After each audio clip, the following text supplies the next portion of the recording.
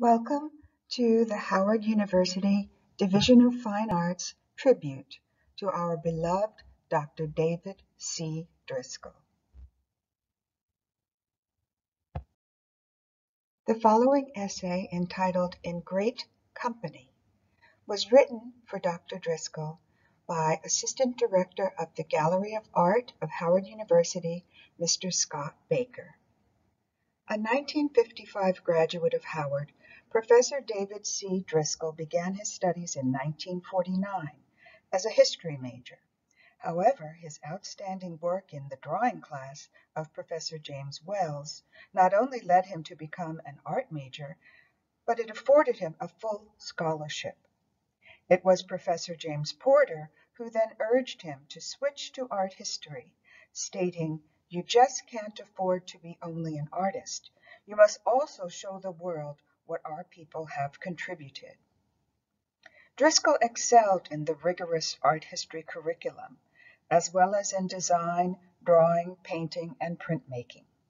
He soon achieved his greatest triumph as a student, a scholarship to the prestigious summer program at the Skowhegan School of Painting and Sculpture in Maine, where he won the 1953 Leonard Bacour Progress Prize in Art. In the fall, Dr. Driscoll was assigned his own painting studio by the Howard University College of Fine Arts and studied under Dr. Albert Carter, the curator of the art gallery, who Dr. Driscoll assisted with a major exhibition of African art.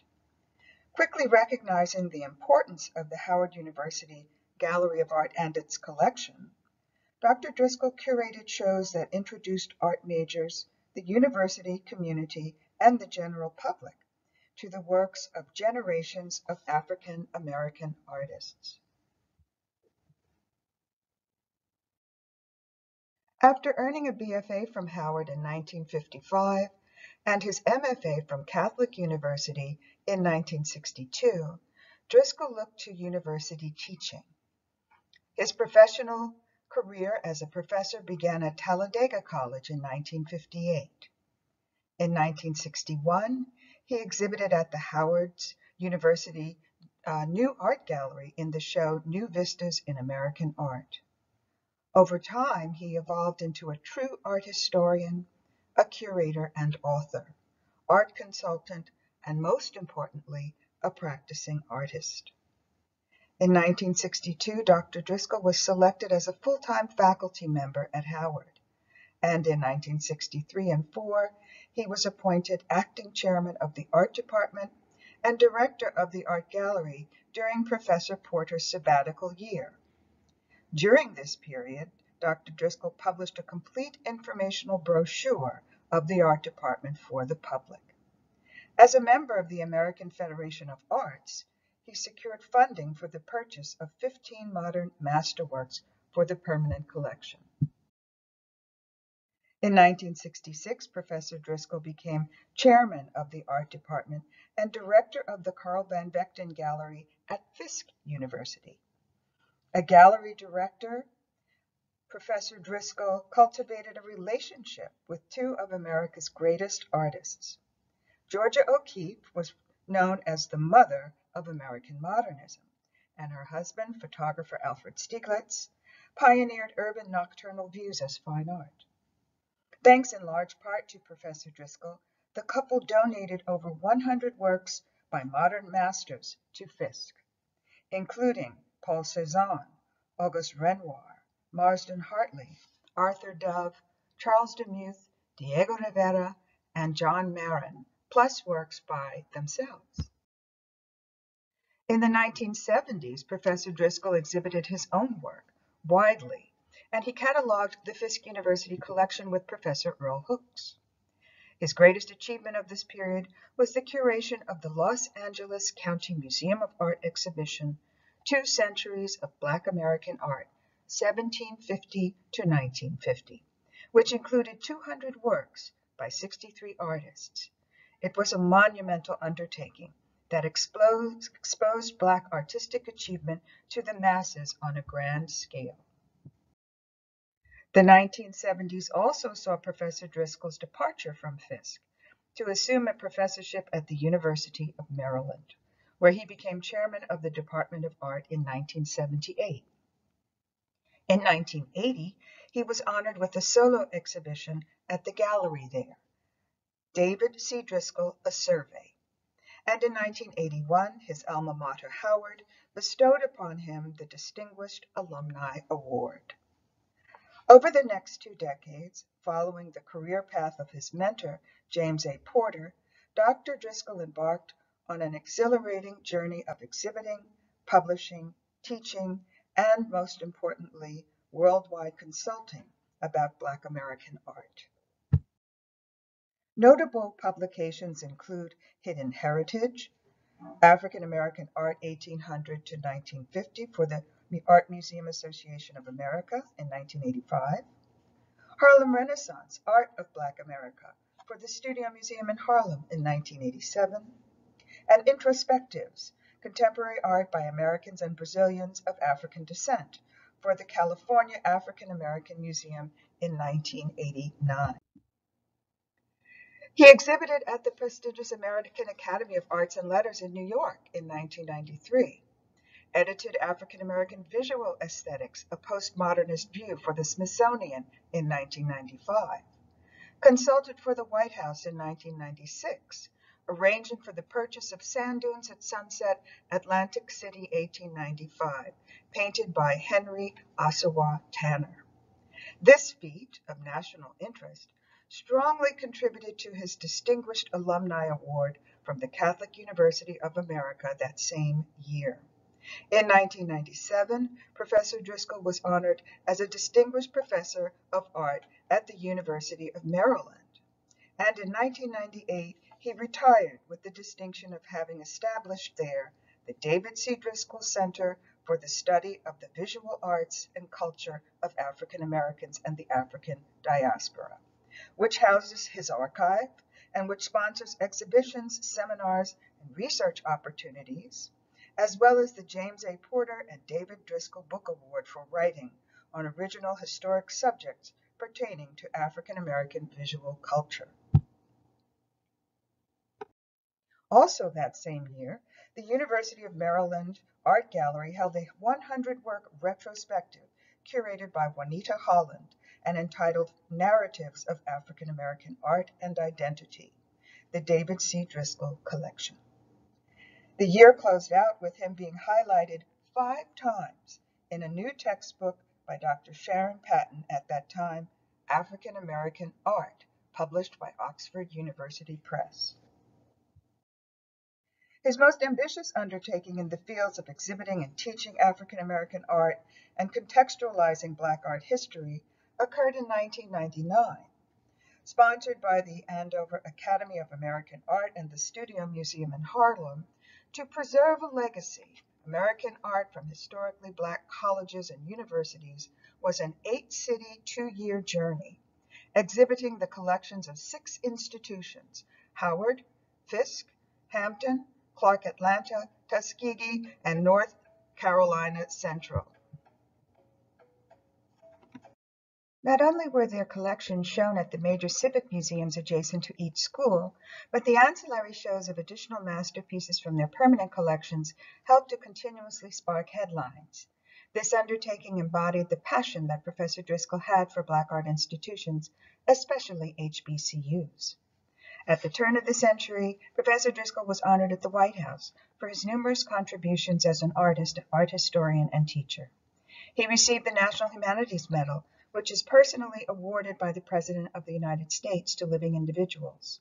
The awardee's work must, quote, have deepened the nation's understanding of the humanities that helps expand American access to important resources in the humanities. Professor Driscoll's work surely did this. Indeed, he was cited for, quote, distinguished service to education and art, and for his ability to awaken in students a sense of our visual inheritance, unquote. Since 1977, Dr. Driscoll has been the family art consultant for film and television star Bill Cosby.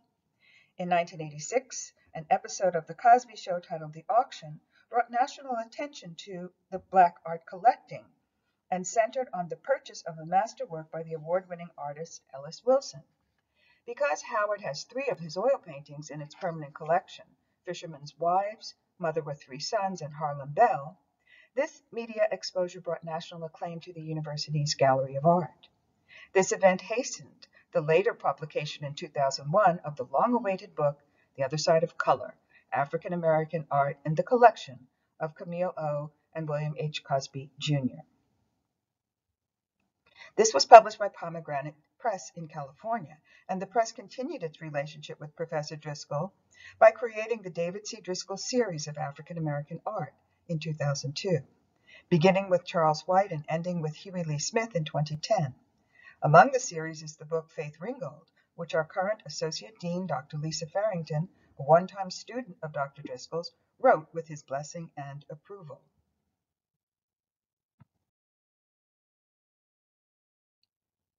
"2005 brought 3 distinct honors to him. He became a lifetime trustee of the High Museum in Atlanta, where the $25,000 David C. Driscoll Prize was created for beginning and mid-career scholars and artists who make significant contributions to African American art through their artistic practice and scholarship. 4 years in the making, a proud continuum, 8 decades of art at Howard University, was the first major exhibition for art department alumni. I had the honor of sharing the limelight with Dr. Driscoll and Professor Richard Powell as both an exhibiting artist and an essayist for the accompanying catalog. The show included 1 work by each of 122 alumni over an 80-year period.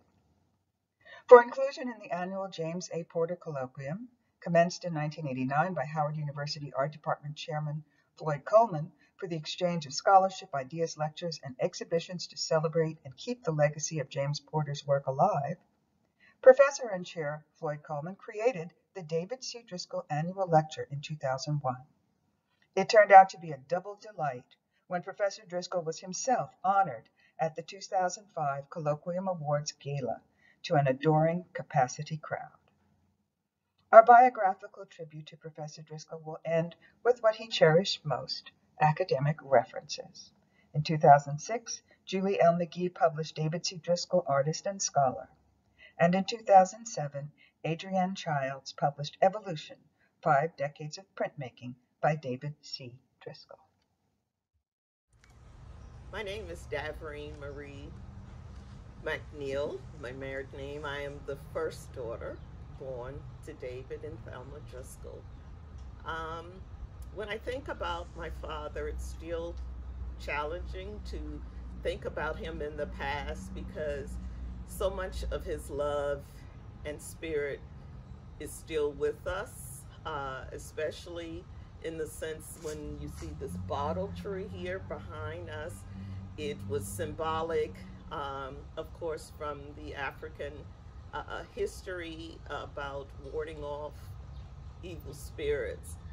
My father was a person who loved nature, and most of us know that he was an artist.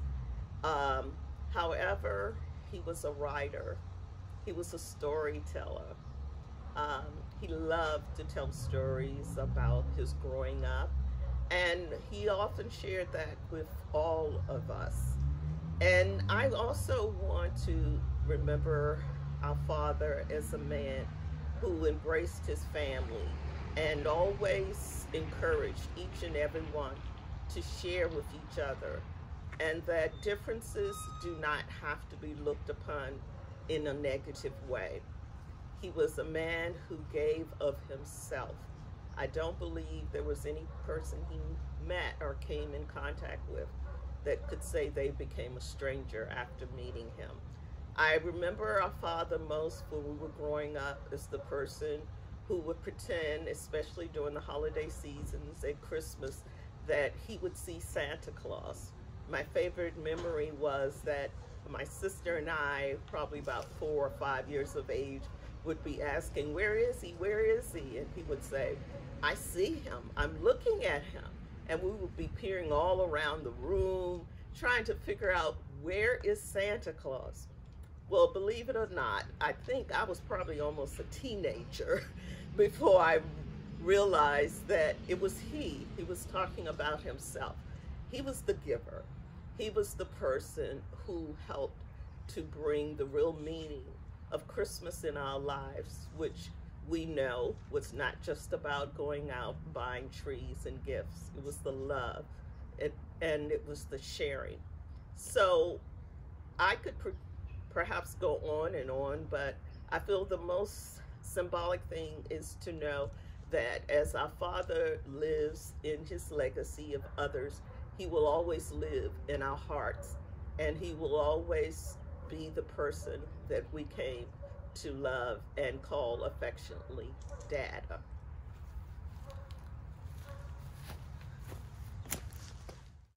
Hey, how you doing? My name is David Eric Daynell Driscoll. I am the second grandchild to David C. Driscoll.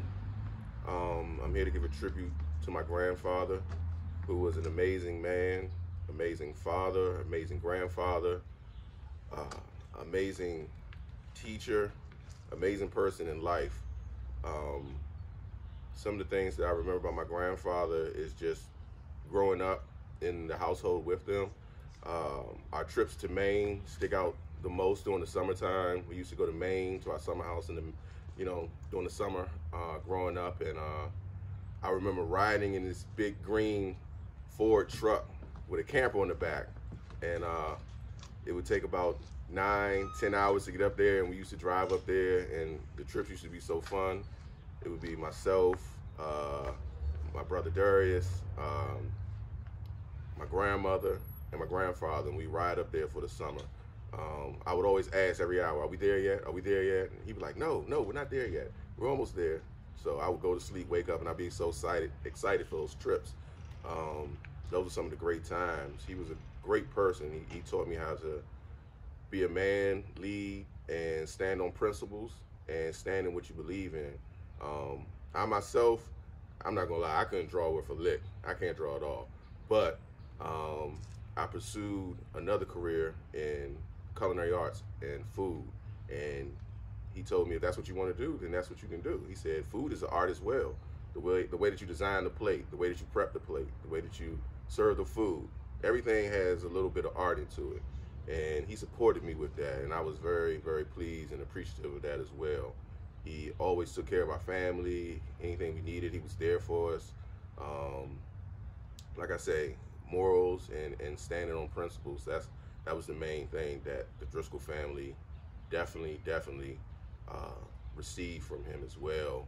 I remember in college, a quick story, I was in college and I had taken an art class, and the first day of class, the teacher's going down, calling out the names, seeing who's in class, and he gets to my name, and my mother named me after my grandfather. Like I said, he's David C. Driscoll, I'm David E. Driscoll, and they got to my name and they were like, is David Driscoll here? And I raised my hand, I said, yes, I'm here, I'm in class. And the art teacher looked up and he said, David Driscoll? He said, are you related to David C. Driscoll, the famous art historian? I said, yes. I said, that's my grandfather. And he looked and he stood up and he just started clapping in the middle of class. And I'm looking, I'm like, and all the other students are looking around and I'm like, oh God, what's going on? And he's like, I know your grandfather very well. He's a great person, a great man. I did some work with him up at the University of Maryland, and he is just a great guy. And he looked at the class and said, we have royalty in the classroom, everyone. And I looked and I was like, I was kind of embarrassed, but I wasn't at the same time. And one of the students leaned over to me and said, hey man, what are you, some type of prince or something?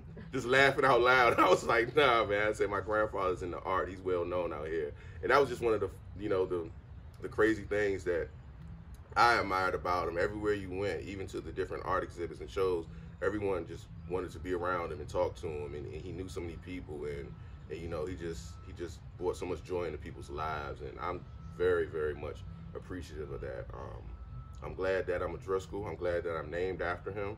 I love to see that my family is still pushing on, keeping the legacy alive, his name to keep going. I just love him. I love him for the person he is. And I know he's watching over us. I know he's proud of us, and we're gonna keep pushing.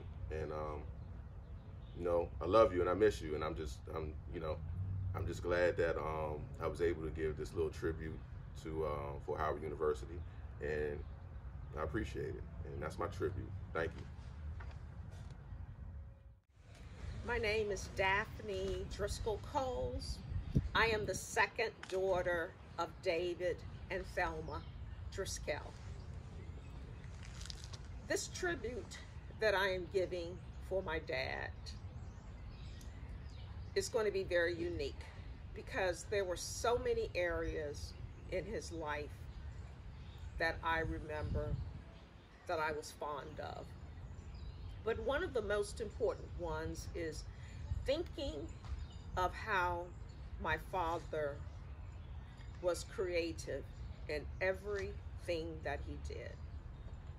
He was creative with the foods that he prepared. He was creative when guests came to visit him.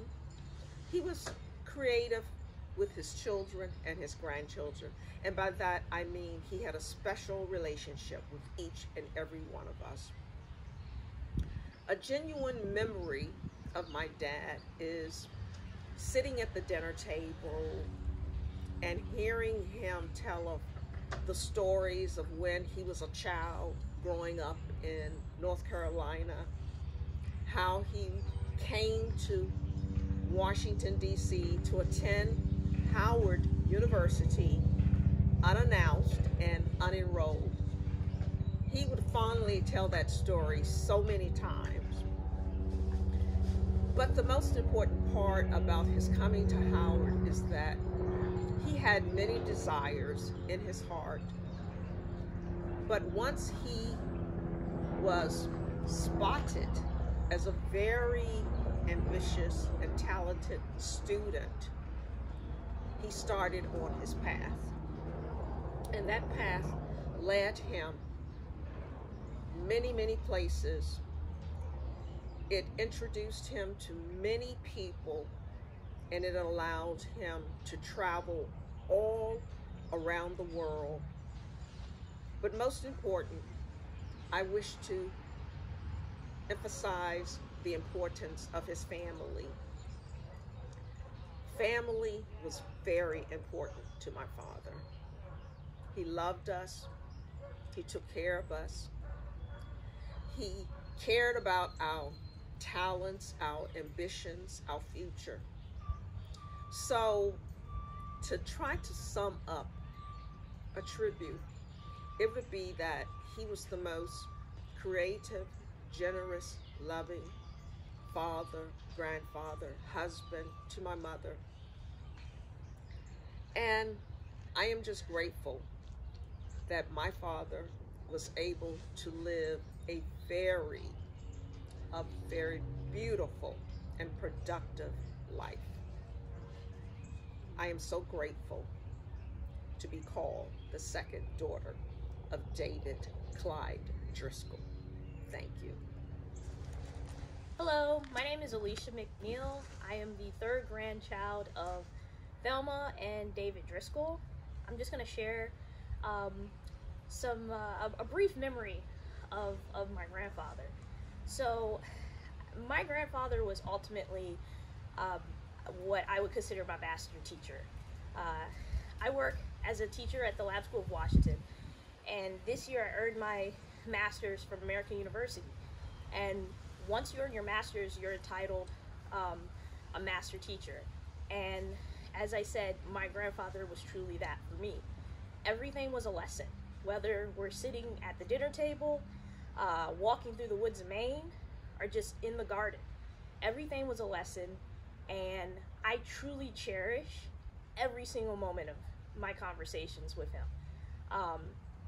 His emphasis on continuing to learn, the process of learning, how important it is, it really pushes me, and I truly believe that's why I teach today. It's because everything that, you know, he has taught me, and also just how to embrace nature, and how we fit into this universe, how we fit into nature, how to appreciate every little thing. And I'm a big animal lover, and I definitely learned that from my grandfather. He often said that every little creature has a purpose. It was, it was brought on this earth for a reason. And I think I carry that with me, and it helps me just appreciate life. So I would say thank you, Papa, for just teaching me that, teaching me how to cherish every little moment, every day that we wake up and we breathe, because it's a gift. Hello, my name is Ariana Coes. I am the 4th grandchild of David Driscoll and Thelma Driscoll. I have so many memories of my grandfather. He was the and only grandfather that I got a chance and opportunity to know. And he was just an amazing person inside and out. I have so many memories of him every holiday, playing the piano. We're all in there dancing and singing and just having great times. Of course, he tried to teach me, but it didn't. I mean, I could play a little bit, but not nothing serious. But of course, like he's definitely missed. Like he's definitely missed. It definitely feels so unreal, but that's life. I also remember I used to always say, "Hey," and he used to tell me, hey, it's for animals. Like I'm not an animal. Like he used to always correct me, but it was at the time I didn't appreciate it. Because I used to be like, he's so proper, but, of course, as you get older, you realize and you appreciate things a little differently. He was the first person to ever, he used to always have, cook so many different things. And, of course, so many dishes that I can't speak on, but one of my favorite was his fried okra. I love this fried okra. And his ice cream, his homemade ice cream. And just, Papa's just gonna be missed. He's gonna be missed. That's it. But he was an amazing man, an amazing provider, amazing grandfather, amazing friend, amazing professor. Hello, my name is Gabrielle Coles. I am the youngest granddaughter of Dr. David C. Driscoll. And this is my tribute to my grandfather, Papa. When I think of my grandfather, I know that he is known for being a world-renowned artist, teacher, educator, mentor to many, and influencer to many. But to me, he was my Papa. To me, he was the man that I would come over as a child and he would make funny faces and tell scary stories and all different tales of when he was younger, and he was just my Papa to me. When I would go out to the different exhibitions and events that he would have as a child, I would watch how people would be in awe just to talk to him, to meet him, to hear what he had to say, and I just looked up to him so much. My grandfather always put an emphasis on education, and that is something that has always stuck with me. I loved that my grandfather was kind. He was not biased. He was not judgmental. He accepted any path that we wanted to go, and he was willing to support us. I remember coming to my grandfather and telling him what I wanted to pursue. And even though I wasn't sure exactly where I wanted to go and what I wanted to do with my degree, he was in support of it. And he always told me that your education, no one can ever take it from you. It's an investment in yourself. And to this day, I stick by that. I'm now a grad student at Coppin State University in pursuit of my master's in addictions counseling. This has not been easy, of course, during the pandemic to continue on my studies, but I keep my grandfather in mind as I continue on. I often would tell him, Papa, I'm going to be the next doctor in the family. I'm going to have my PhD. And he would smile and laugh and say, okay, that's good.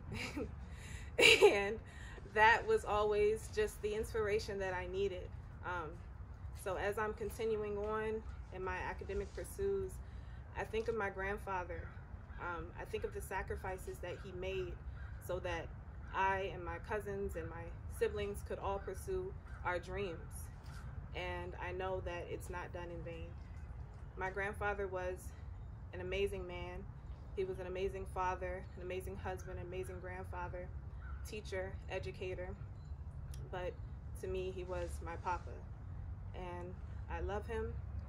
I love you, Papa. I thank you for everything that you have done. I thank you that your legacy will continue to live on. And this is my tribute.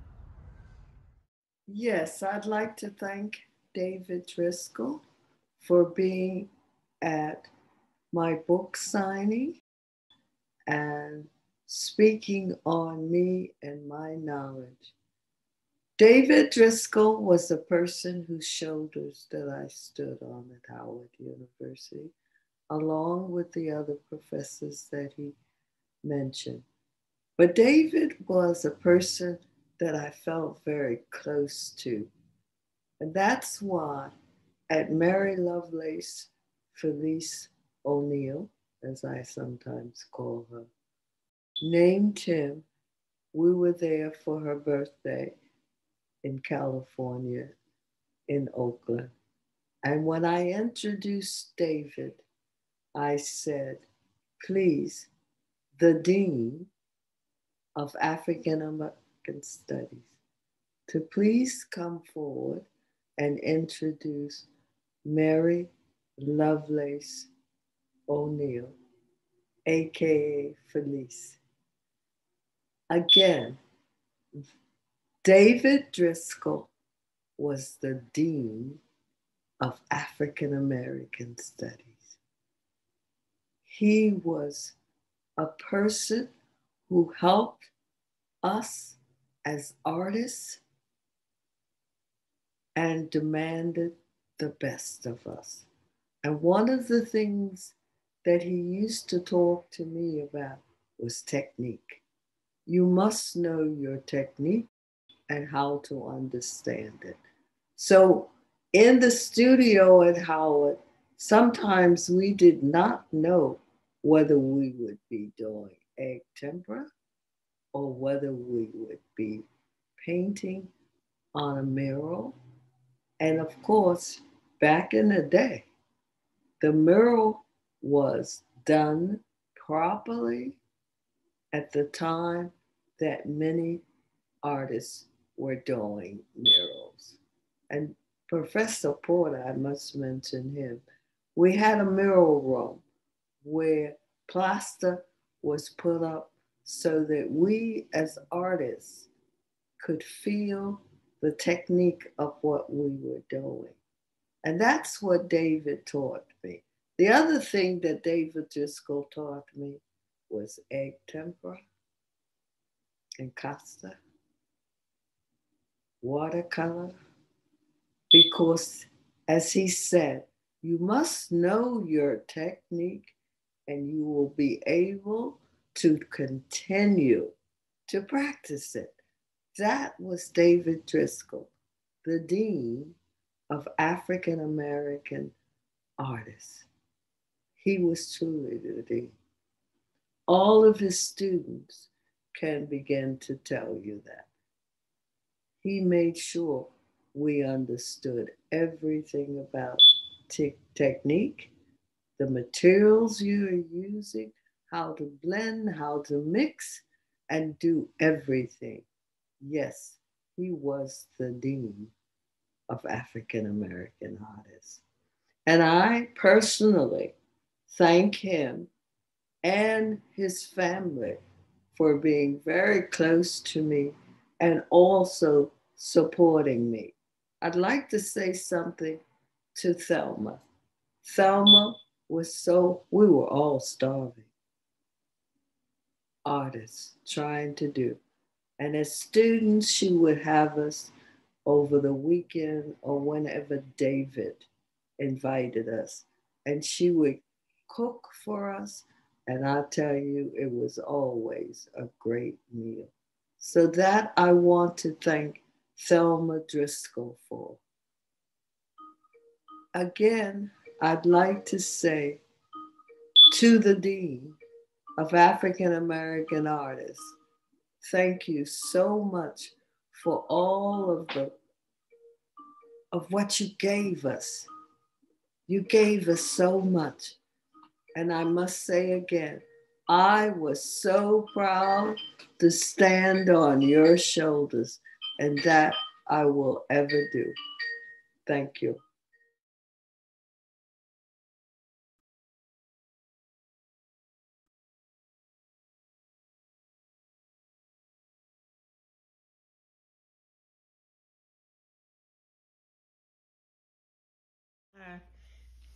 Sylvia Snowden, painter. I'd like to thank you for asking me to speak about David C. Driscoll, whom I called Mr. Driscoll since the 60s when he taught art at Howard University. Mr. Driscoll charted his life, and he did it through the encouragement of James A. Porter, James Herring, and Alain Locke. Those were the central figures in his life at that time in his career. Mr. Driscoll took from Howard University everything it had to offer in terms of painting, printmaking, ceramics, and the necessity to bring forth the contributions of African American artists.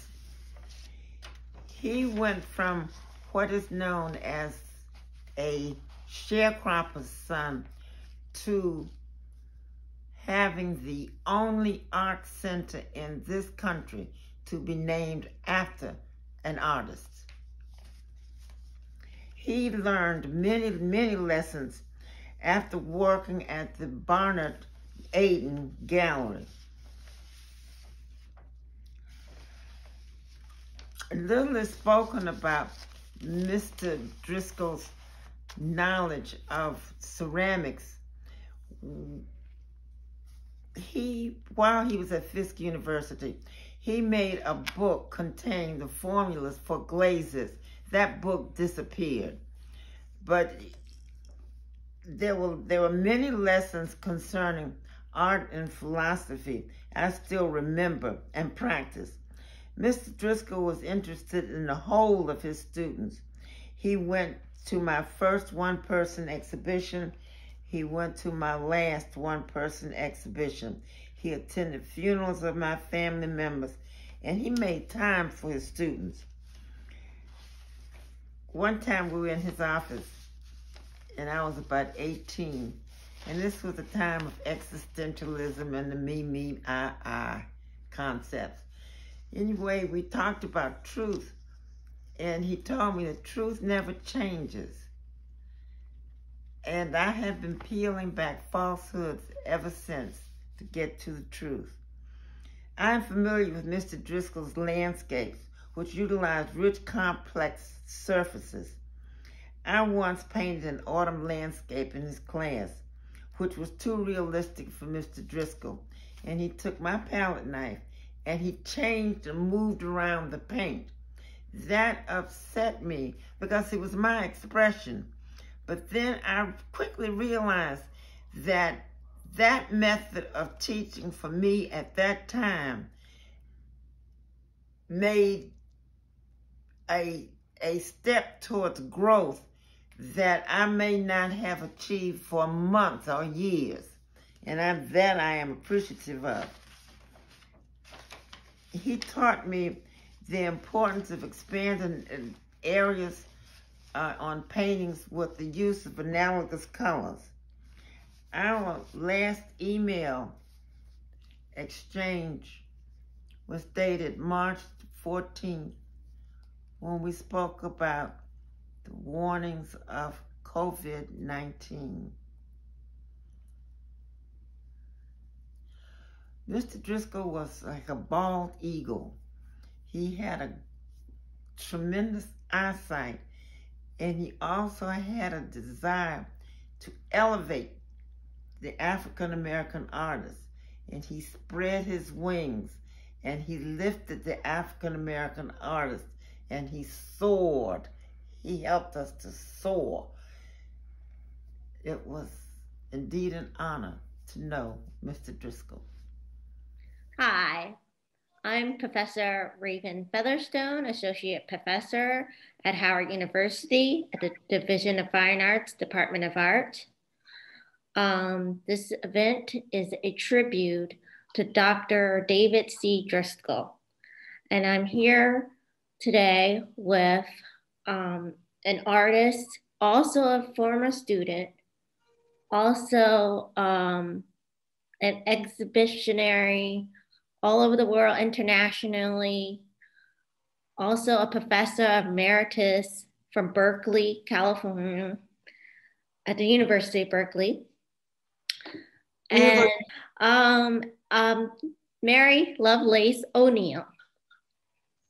So she was going to say a few things of a tribute to her former mentor, Dr. David C. Driscoll. Would you keep time? Because I'm trying to think about what I could say about Mr. Driscoll that hasn't already been said by the many academicians, historians, and intellectuals who write about him and speak about his wonderful contributions to art, American art, African American art, which is American art. And so I decided that I would probably be better off just talking to you and to whomever is with us about how I really knew him, which was not necessarily as the scholar that he was, or historian that he was, or curator that he was, all of the many things he was. But for me, he was, in many ways, kind of a stand-in the sense that he treated me much as my father had treated me, which was to essentially let me have my own head about things, and to figure out things for myself. I think part of that figuring out of stuff had to do with dyslexia, which all those years ago wasn't necessarily thought of as a particular condition. It was just thought of, gee, my God, that child is stupid or whatever. But I have had to take things in my own way. And I think Mr. Driscoll early on understood that about me. So he could lead me, he could provide, a great deal of information, as he always did. And I could take that and sort of, kind of roll it around in my mouth like you do a candy, and then, figure it out whether I'm going to chew it or just suck it and let it dissolve and swallow it. But I couldn't take it in general and use that information immediately. I have maybe, he had this incredible memory. There's a particular word for it, I can't think right now. He had the ability to capture visually almost anything. I think that's it for my time. He was a wonderful, wonderful man, and my tribute to him is one of just pure love. He was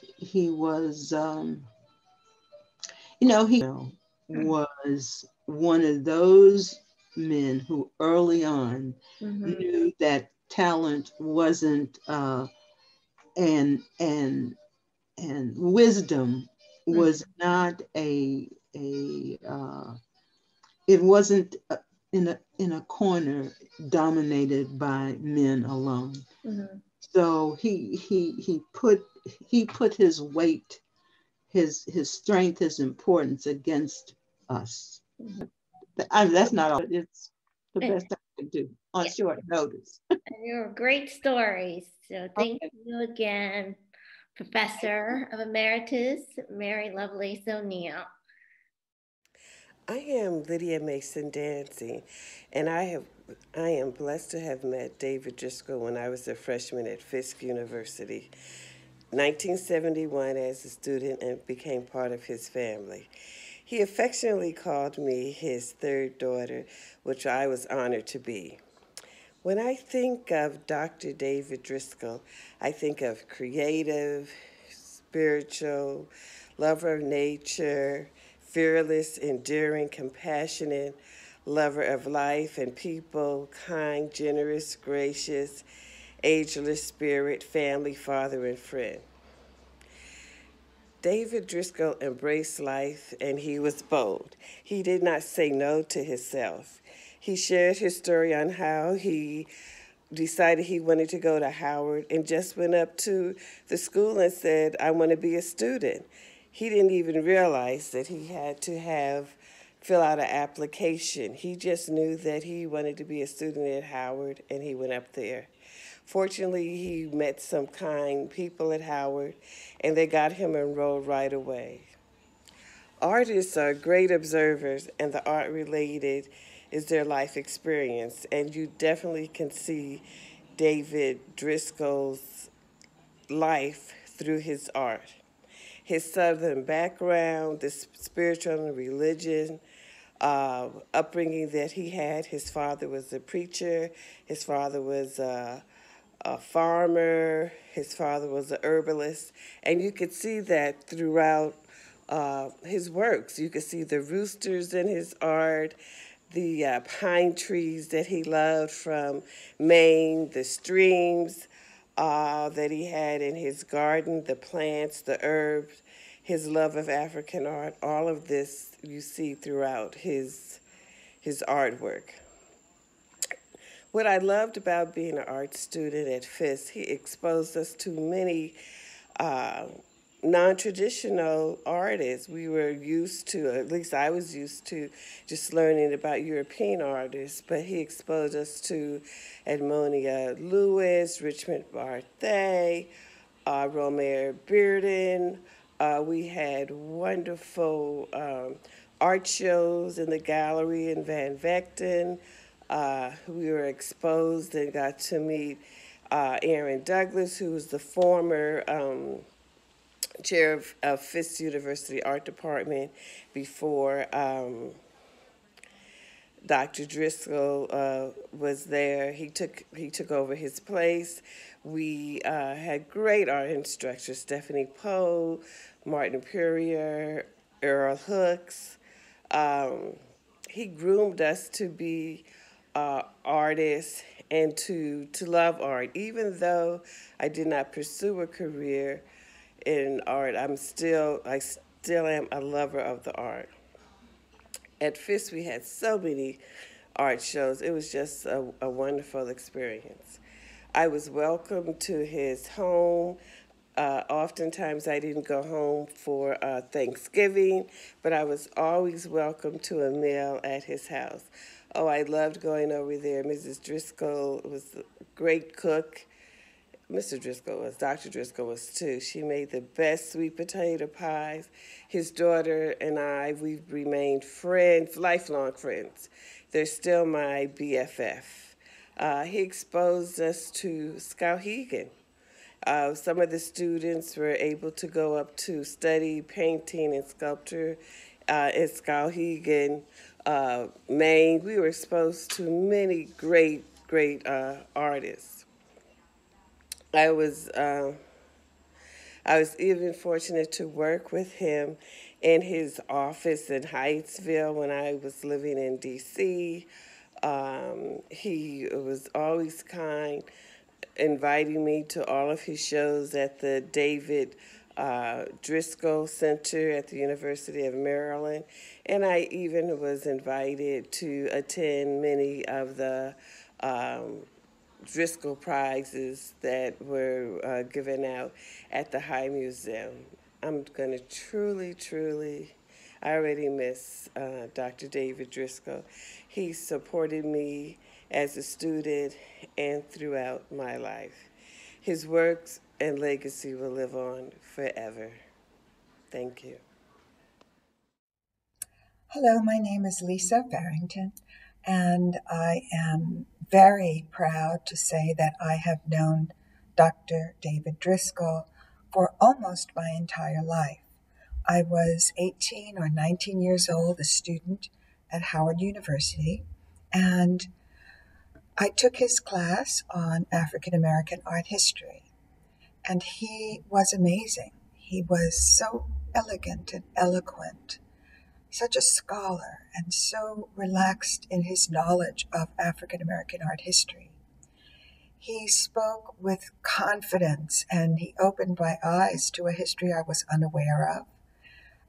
He told us all about his travels in South Africa and about having to have his passport stamped honorary white because of apartheid. So many things I learned from him.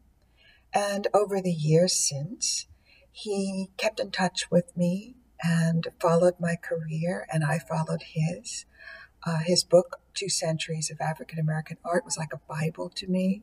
And of course, even though I started out at Howard as a painting major, I left Howard as an art historian, in large part due to his influence. I would run into him at events over the subsequent decades, at his pied-à-terre in New York, where he gave lovely gatherings, salon-type gatherings, at college art conferences, at the Porter Colloquium, and at exhibitions of his amazing abstract paintings at museums. I remember going to a museum in New Jersey, the Newark Museum, to see an amazing one-man show of his art. And then recently, when I came to Washington, D.C. last year, Professor Dr. Starman de Bullock organized a reception for me, and it was an amazing event, and Dr. Driscoll came with his wife and family, and he made the most eloquent speech and welcomed me in a way that I never expected, and in a way that made me so proud. He's an example of what an African American art historian and scholar should be, and I have tried my best to pattern myself after his scholarly excellence and his eloquent way of speaking and his amazing demeanor. The only thing I never did that he did was he was a scholar and a painter. I'm just a scholar. I paint, but not very well. So thank you, Dr. Driscoll, and we'll miss you so very much. I'm Gwendolyn Everett, Associate Professor of Art History in the Department of Art at Howard University. It's an honor to have been asked to provide a tribute to my friend and mentor, Dr. David C. Driscoll. Dr. Driscoll was an artist, curator, art historian, and scholar. His collage and mixed media works commanded the attention of dealers, collectors, and gallerists for decades. His personal solo and group exhibitions presented nationally and internationally would have been enough to bring him fame. Yet most know him through his tireless work to lift up the names and achievements of artists of the African diaspora. I cannot recall the exact day that I first met David Driscoll, yet I knew him for over 40 years. I think it may have been when I was a volunteer at the African Art Museum when it was on Capitol Hill, because I remember that was where I first heard Dr. Driscoll present one of his legendary lectures.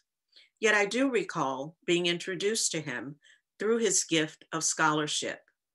2 Centuries of Black American Art. This groundbreaking exhibition and the accompanying catalog were a game changer for those of us who were studying the art of persons of African descent in the late 1970s. We were all in awe. The exhibition was held at a major art museum, the Los Angeles County Museum of Art, and it traveled to different venues. The catalog was bound. That was noteworthy at a time when exhibition catalogs for artists of color were often brochures, very thin on scholarship and very few color reproductions. This gave us all hope for a different future in the discipline. And this future was actualized by Dr. Driscoll. He continued to give us firsts in the field. His ability to produce publications, to partner with publishing companies such as Pomegranate, to even create a publication series of monographs highlighting African American artists. His name and association were undisputed. The stamp of approval for collectors and emerging artists. In fact, he set the standard of excellence in publications and in curatorialship. Yet despite these many firsts and the standards he set for us, the thing that I will miss the most is his friendship and his mentorship. Dr. Driscoll was a champion for all of us who had an opportunity to know him personally. He was always there. He was a person we all wanted to emulate, to be around, to continue to earn his respect and support. This gentle man who could, in his presence, lift your spirit and your soul. He touched all who knew him through his words, through his art, and through his life. And while I don't recall the exact day that I first met him, I do recall celebrating his honorary degree from Howard University in 2010. I recall his annual attendance at the James A. Porter Colloquia, where he was never too busy to participate.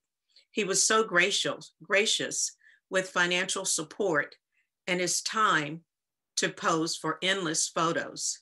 I recall his participation in the National Gallery of Art's Wyatt Symposia that I helped to organize, and he was one of the participants, and again was gracious and generous with his time. I recall the dinner party at the Prime Rib Restaurant in 2018 with Curly Holton, my husband Ralph, friends and art collectors and benefactors to the Driscoll Center, Brenda and Larry Thompson, where the concept was discussed of the Legends Tour. I recall attending one of those conversations held at the National Gallery of Art, fall of 2019. Sadly, I also recall the last time I was in his presence. It was at the David Driscoll Center, the site of many wonderful programs and exhibitions, where the talk featured Dr. Mary Smith Campbell's lecture on Romare Bearden. There, as all the many times, Dr. Driscoll commanded our attention and we bask in his presence. While we're unable to bask in his presence today, and we miss him dearly, we're all richer for having known him.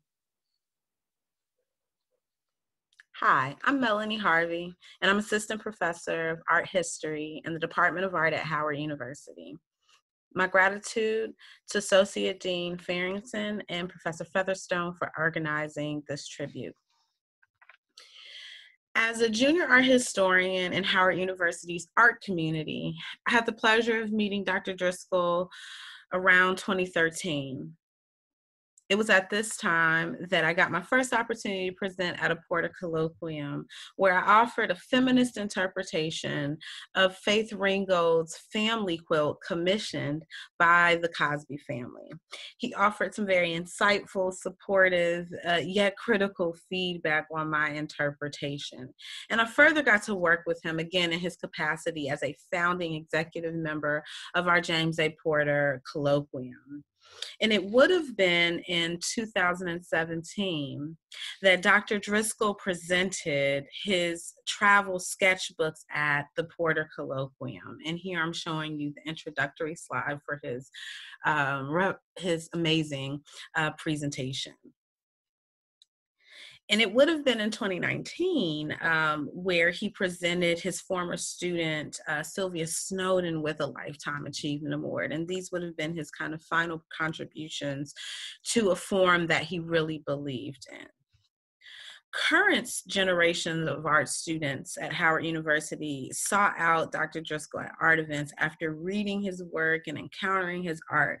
These encounters forever impacted these art students, serving as a kind of connection to the historical Howard from the early 20th century.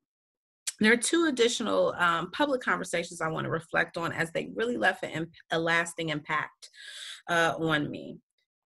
So about a week after defending my dissertation, I had the chance to interview Dr. Coleman, Floyd Coleman, and Dr. Driscoll at the Driscoll Center at University of Maryland. They talked about the kind of labor that they engaged in creating the District of Columbia and the surrounding areas as a site for Black art studies, as well as the practice of Black art. And really what I walked away from this engagement is a kind of spirit of collegiality, of cooperative action, and collaboration that's necessary to really expand the field in the necessary ways that it needs to grow. And then in 2018, I interviewed Dr. Driscoll at the invitation of the DC Public Library to reflect on the 50-year anniversary of Barnett Aiden Gallery. Dr. Driscoll was a gallery attendant at the Barnett Aiden Gallery while he was a student at Howard University. And so to hear his recollections of the personalities of Professor James Herring or curator Alonzo Aiden, again, the kind of visionaries of Barnett Aiden Gallery, and to get the kind of a personality insight on Alma Thomas, who was an officer for the gallery, or the anecdotes about Morris Lewis bringing these massive color-filled canvases to this gallery, which was in the home of Herring and Aiden, really animates the art history in a way that only he can. And really, it was this conversation that also instilled in me a kind of commitment to public interfaces with art history, extending the work that we do to a broader audience, again, working with our local communities. And so it really is Dr. Driscoll who performed the necessary cultural work of the public art intellectual. He was truly our elder art statesman. He was our elder art statesman of our time. And he was really a leader who helped transition the field from Porter's modern Negro art era to our contemporary postmodern 21st century context. And as I close, I want to share a thought that we should find joy in his legacy and the art writing, and the record of service and advocacy that he left behind. And I want to leave you all with his words. So he wrote this of his former Howard University student, Mary Lovelace O'Neill, quote, "Mary Lovelace O'Neill's paintings convincingly inspire us to take a lyrical journey via the personal world of a beautiful artist whose sensitive statement about our world is about love, death, joy, and pain, all suggestive of living a full life. One which makes art part and parcel of the whole of seeing and being. Mary Lovelace O'Neill is a bright star shining beautifully within our creative galaxy," end quote. We are more enriched by the contributions and legacies of Dr. Driscoll, and he, in his own words, is a bright star shining beautifully within our creative galaxy. But now he rests among the ancestors. Thank you. Hi, I am Raven Featherstone, associate professor at Howard University Division of Fine Arts, Department of Art. I'm here to give a tribute to my godfather, David C. Driscoll. He will be greatly missed, and as I would say in a few words, he was a wonderful godfather to me, also a wonderful art historian, artist, teacher, mentor, and to my family, Dr. Starmanda Bullock. I just wanted to share with you all. It was great working with Dr. C. Driscoll on the book that was for Dr. Starmanda Bullock, one of his former students and mentors. It was a great pleasure working with him on this book as I worked in traffic, making sure everyone got their written piece in the book. So, also, some of his work that is going to be always remembered, and I would get to see each day, are the stained glass windows in People's Congregational United Church of Christ. On each side of the sanctuary, there are these windows that he designed, from the east window of the sanctuary, and then the west side of the sanctuary.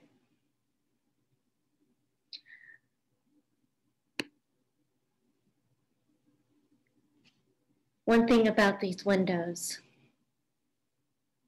sitting in the sanctuary, you can see Dr. Driscoll's work, especially when the sun came through these stained glass windows that are in the church, in the sanctuary. I just want to say, though we all will miss him, his work will still always be all around us. So he will basically still live on. Thank you, and thank you to my godfather, Dr. Driscoll.